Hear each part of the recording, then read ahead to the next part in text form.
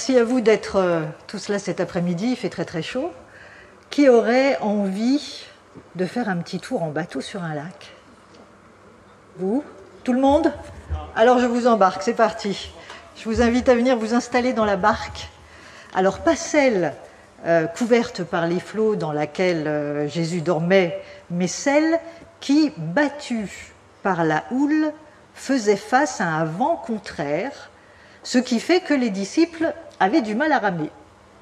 Je vous propose de venir avec moi, si vous avez une Bible, dans l'évangile de Marc, au chapitre 6, et nous lirons du verset 45 à 51. Quelques mots peut-être avant de lire, quelques mots du contexte.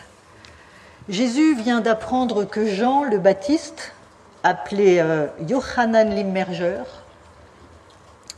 ça devrait vous parler puisqu'on en a parlé, eh bien, vient d'être décapité. Alors il embarque ses disciples et les emmène dans un lieu isolé, et pour prier, et pour, leur dit-il, qu'ils se reposent. Vous trouverez ça au verset 31 de Marc 6. Mais quand il débarque, Jésus voit une grande foule et alors, ému de compassion, il les enseigne, il va les nourrir en multipliant les 5 pains et les 2 poissons. Alors, Marc 6, 45 à 51. Je signale que je fais la lecture dans la Bible juive complète, une Bible que j'ai découverte il y a 1 an et demi, que j'aime personnellement beaucoup, et d'ailleurs je n'utilise plus que celle-là. Alors, vous verrez si vous avez une autre version, notamment la seconde, qu'il y a vraiment des mots différents, hein, c'est un peu traduit différent. Donc, Marc 6, 45 à 51, je vous le lis. Aussitôt après, Yeshua, c'est-à-dire Jésus, obligea ses talmidim. Alors les talmidim, ce sont les disciples, mais plus que ça, parce que talmidim, ça veut dire ses étudiants. Donc, aussitôt après, Yeshua obligea ses talmidim à monter dans la barque et à le devancer sur l'autre rive du lac, vers Bethsaïda, pendant qu'il renverrait la foule. Après les avoir quittés, il partit dans les collines pour prier. La nuit venue, la barque était au milieu du lac et Yeshua était seul à terre. Il vit qu'ils avaient quelques difficultés à ramer car le vent leur était contraire. Alors vous noterez que Jésus s'est retiré pour prier, que les disciples sont déjà partis, il les voit déjà, on ne sait pas pourquoi, mais comment il peut faire, mais il les voit. Alors, il voit donc qu'ils ont quelques difficultés à ramer car le vent leur est contraire. Alors, vers 4 heures du matin, il vint vers eux en marchant sur le lac. Il voulait les devancer, mais quand ils le virent marcher sur l'eau, ils crurent que c'était un fantôme et poussèrent des grands cris, car tous l'avaient vu et étaient terrifiés. Mais lui, de leur adresser la parole pour leur dire « Courage, c'est moi, n'ayez pas peur ». Il monta dans la barque avec eux et le vent cessa. Ils étaient stupéfaits au plus haut point, car ils n'avaient pas compris le miracle des pains, parce que leur cœur était endurci. Alors je ne sais pas pour vous, mais moi j'ai vraiment le sentiment que les flots sont agités, que les vents sont contraires et que nous aussi nous sommes dans la barque. Alors chose intéressante, si vous avez bien écouté, c'est que nous sommes tous embarqués. Quand je dis tous, je parle de ceux qui sont attachés à Jésus, ceux qui honorent Dieu, ses disciples, ceux qui l'aiment, ceux qui lui appartiennent, donc comme les disciples. Alors, nous sommes tous embarqués, donc, mais nous ne montons pas tous de la même manière dans la barque. Marc, par exemple, que nous venons de lire, je ne sais pas si vous avez fait attention et si ça vous avez déjà sauté aux yeux, Marc nous dit que Yeshua obligea ses disciples à monter dans la barque. Il les a obligés. On va lire dans Matthieu 14, 22, c'est très court, ce moment où ils montent dans la barque, Matthieu 14, 22. Aussitôt, Yeshua fit monter ses talmidim dans la barque. On monte gentiment, il n'y a pas de souci. Quant à Jean, chapitre 6, au verset 16, il est écrit « Quand la nuit fut venue, ses talmidim, donc ses disciples, descendirent au lac et montèrent dans une barque. » Alors il y a 3 attitudes différentes pour monter dans la barque. Il y a ceux qui descendent au lac et montent d'eux-mêmes dans la barque. C'est ce qu'on vient de lire dans l'évangile de Jean. On peut penser que c'est l'attitude de ceux qui sont dans la paix, ceux qui voient dans le céleste. C'est en tout cas le cas de Jean, puisque c'est comme ça qu'il relate sa montée dans la barque. Il y a ceux qui ont besoin d'un petit coup de pouce, comme Matthieu, qui précise que c'est Jésus qui les fait monter dans la barque. Alors eux, on peut dire qu'ils ont un peu les yeux un peu dans le céleste et un peu dans le terrestre. Et puis alors, il y a ceux qui ont besoin d'un énorme coup de pouce, pour pas dire un coup de pied, voilà, un bon coup de pied, puisque Marc nous précise que Jésus les oblige à monter dans la barque. Ça, c'est ceux qui ont conscience que ça va swinguer sur le lac. Et vous savez que parmi les disciples, il y a des pêcheurs expérimentés et qu'ils savent bien reconnaître l'arrivée d'une tempête ou tout du moins des flots agités. On peut dire que dans ce dernier cas, ils voient plus les événements qui se déroulent dans le terrestre. Alors la bonne nouvelle tout de même, c'est que quelle que soit la manière dont ils ont embarqué, ils sont tous arrivés à bon port. Et ça, c'est quand même une bonne nouvelle. Alors vous noterez qu'il se passe quand même de longues heures entre le moment où ils montent dans la barque et le moment où Jésus vient les rejoindre, et à aucun moment il ne nous est rapporté qu'ils ont peur, comme la première fois où ils ont été dans la barque, quand Jésus dormait à l'avant de la barque, où ils ont dit « Seigneur, nous périssons, sauve-nous, au secours Seigneur », et qu'ils l'ont réveillé parce qu'ils avaient peur de mourir. Ça c'est dans Marc 4, mais là, pas du tout, ils n'ont pas peur, en tout cas ce n'est pas dit. On peut penser donc qu'ils ont mûri depuis au contact du Maître. Alors, vers 4 heures du matin, ils croient voir un fantôme, et là, ils sont terrifiés et ils poussent de grands cris. Et il est écrit qu'ils le voient tous. C'est Jésus qui marche sur l'eau en pleine nuit et qu'il vient les rejoindre. Alors il y aurait beaucoup à dire sur Jésus qui marche sur l'eau, mais ce n'est pas du tout mon propos aujourd'hui. Ils sont donc terrifiés, et on peut le comprendre parce qu'on peut imaginer nous-mêmes sur la barque au milieu de la nuit, on est en train de ramer, les vents sont contraires, c'est difficile, on n'a pas peur de ça, mais on voit un fantôme arriver et on peut nous aussi crier. Et vous noterez que tous l'avaient vu, ça veut dire que ceux qui sont montés, qui voyaient dans le céleste, ceux qui étaient obligés de monter, ceux qui sont montés gentiment et ceux qui sont montés dans la paix, tous l'ont vu, donc tous ont été terrifiés. Jésus leur dit « Courage, c'est moi, n'ayez pas peur », et ils montent dans la barque et le vent cesse. Alors je vous propose maintenant de lire ce récit dans l'évangile de Matthieu, parce qu'il se passe un événement que ni Marc ni Jean ne relatent. Quant à Luc, il ne parle pas du tout de cette aventure dans la barque. Alors, Matthieu 14, nous allons lire du verset 22 à 33. 22 à 33, toujours dans la version de la Bible juive, donc qui diffère certainement de votre Bible. Alors, aussitôt après, Yeshua fit monter les Talmidim dans la barque et les fait passer avant lui de l'autre côté du lac pendant qu'il renverrait les foules. Quand tout le monde fut dispersé, il monta seul dans les collines pour prier. La nuit vint et là, il était seul. Au même moment, la barque était à plusieurs centaines de mètres du rivage, battue par une forte houle, car le vent était contraire. Aux alentours de 4 heures du matin, Yeshua vint vers eux en marchant sur le lac. Quand les Talmidim, donc les disciples, les étudiants, le virent marcher sur l'eau, ils furent terrifiés. « C'est un fantôme », disent-ils en criant avec effroi. Mais aussitôt, Yeshua leur parla. « Courage », dit-il, « c'est moi, n'ayez pas peur. » Jusqu'ici, c'est le même récit. Mais là, voilà que quelque chose se passe. Puis, Képha, c'est-à-dire Pierre, l'appela en disant « Seigneur, si c'est vraiment toi, demande-moi de venir vers toi sur l'eau. » Viens, lui dit Jésus. Képha sortit de la barque et marcha sur l'eau en direction de Yeshua. Quand il réalisa la violence du vent, il prit peur, il commença à couler et s'écria « Seigneur, sauve-moi ». Aussitôt, Yeshua étendit sa main, le saisit et lui dit « Mais quel manque de confiance, pourquoi as-tu douté ?» Et alors qu'il montait dans la barque, le vent tomba. Les hommes qui étaient dans l'embarcation se mirent à genoux devant lui et s'exclamèrent « Tu es vraiment le Fils de Dieu ».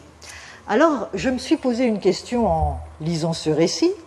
Comment se fait-il que seul Matthieu nous parle de cet événement?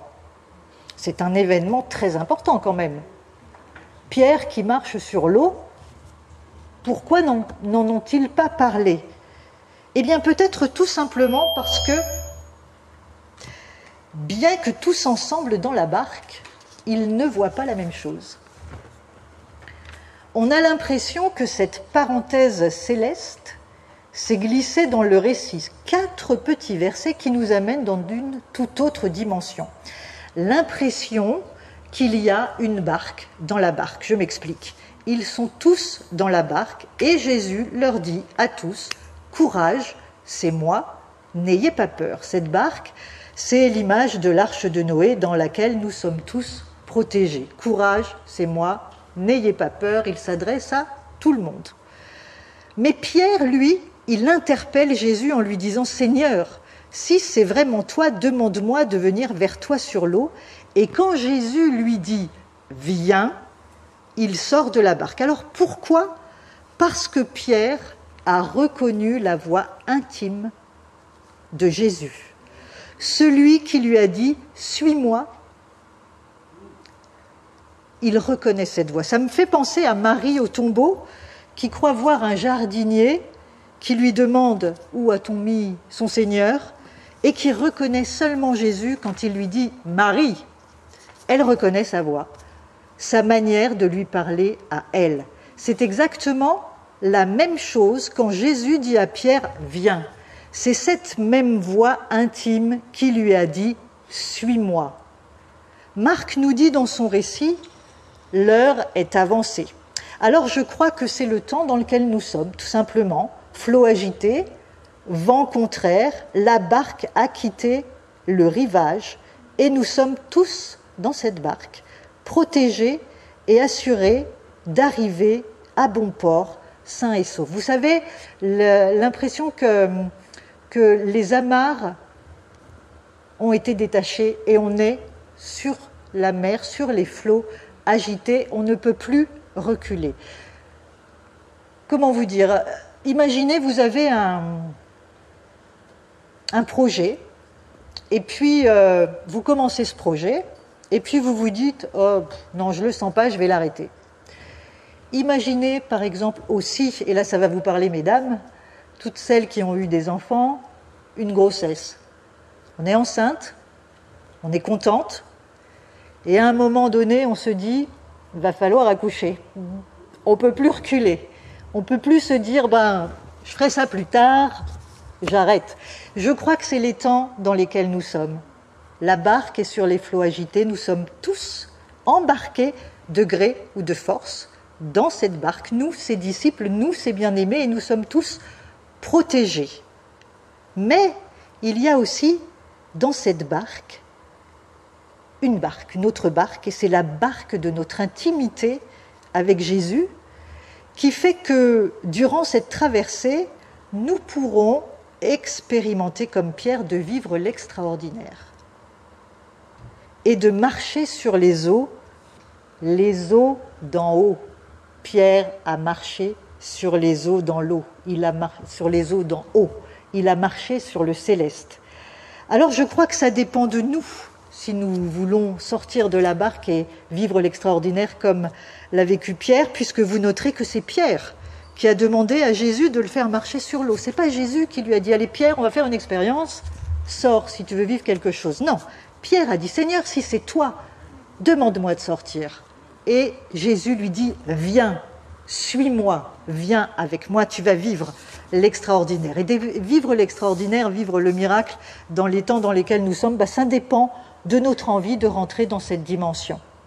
Pierre en avait très envie et il est sorti de la barque parce qu'il a reconnu la voix de celui qu'il connaissait, dans son intimité, dans son cœur. Cette voix qui lui donne la force et la confiance. Alors pour terminer, je voudrais vous citer ce verset du psaume 23 qui dit « Il nous dirige vers des eaux paisibles ». Ce sont les eaux d'en haut. On va lire un petit bout du psaume 23, il est tellement beau, et je pense que ça vaudrait le coup d'un décodage, tellement il est magnifique. Psaume de David, on va lire le verset 1 au verset 3. Psaume de David, dans la version de la Bible juive. « Adonai est mon berger, je ne manque de rien. Il me fait coucher dans de verts pâturages. Il me conduit vers des eaux paisibles. Il restaure mon être intérieur. Il me guide dans des sentiers de justice à cause de son nom. » Les verts pâturages. Je vais vous ramener dans Marc 6, au verset 39, au moment juste avant la multiplication des pains. Il est dit que Jésus donna l'ordre de les faire asseoir sur l'herbe verte. Ils s'assirent par groupe de 50 ou de 100, et Jean dit, il y avait beaucoup d'herbe en ce lieu. Les verts pâturages, l'herbe verte, c'est tout simplement le Gan Éden, le jardin d'Éden, là où nous sommes appelés à retourner. Et pour terminer vraiment, puisque nous sommes destinés à retourner dans le Gan Éden, j'aimerais terminer avec ce verset de l'Apocalypse qui m'a complètement chamboulée quand je l'ai lu dans cette version. Apocalypse 2. Vous allez voir, c'est une autre dimension de ce qu'on a l'habitude de lire. Apocalypse 2, je vais vous lire du verset 4 à 5 dans cette version. À l'ange de la communauté messianique qui est à Éphèse, écrit « Voici le message de celui qui tient dans sa main droite les 7 étoiles et qui marche parmi les 7 ménorotes d'or. Je connais tes œuvres, combien tu as travaillé dur et persévéré, et combien tu ne supportes pas les méchants. Tu as mis à l'épreuve ceux qui se font appeler émissaires, mais qui ne le sont pas, et tu les as trouvés menteurs. Tu persévères et tu as souffert pour l'amour de mon nom, sans jamais te décourager. Mais voici le reproche que je t'ai fait, écoutez bien, tu as perdu l'amour que tu avais au commencement. » Ce n'est pas ton premier amour. Ça va bien plus loin que ça. Tu as perdu l'amour que tu avais au commencement, Béréchit, au moment de la création. Par conséquent, écoutez bien, souviens-toi de ta condition avant que tu ne tombes. Et là, on revient à l'Adam, avec un grand A, l'homme créé par Dieu. Ce verset, quand je l'ai lu dans cette version, c'est une toute autre dimension que tu as perdu ton premier amour. Le reproche que je te fais, tu as perdu l'amour que tu avais au commencement. Par conséquent, souviens-toi de ta condition avant que tu ne tombes. Et notre condition, avant que nous ne tombions, c'était celle du Jardin d'Éden. Et c'est celle dans laquelle nous sommes à nouveau grâce au Messie. Quelle merveille! Alors dans cette barque, où les flots sont agités, où nous sommes montés, tous qui sommes ici, nous sommes dans la barque. Courage, n'ayons pas peur. C'est moi, nous dit Jésus. Quand il dit c'est moi, moi j'entends je suis. Je suis. Comme quand il dit dans le jardin de Gethsémanée, quand ils viennent l'arrêter, qui cherchez-vous? Jésus de Nazareth. Il dit je suis. Tout le monde tombe à la renverse. Je suis. Il y a la puissance dans je suis. Courage, c'est moi, je suis. N'ayez pas peur. Et pour vivre l'extraordinaire dans cette barque où les flots sont agités et où les vents sont contraires, c'est un petit peu, moi je crois, je ne sais pas comment vous le ressentez, mais je pense que c'est ce que nous sommes en train de vivre. Nous pouvons, si nous voulons, sortir de la barque, à condition que nous le voulions, à condition que nous le voulions. La bonne nouvelle, je vous le disais, c'est que tout le monde est arrivé sain et sauf à bon port. Voilà ce que je voulais vous apporter cet après-midi. Soyez bénis, merci pour votre écoute.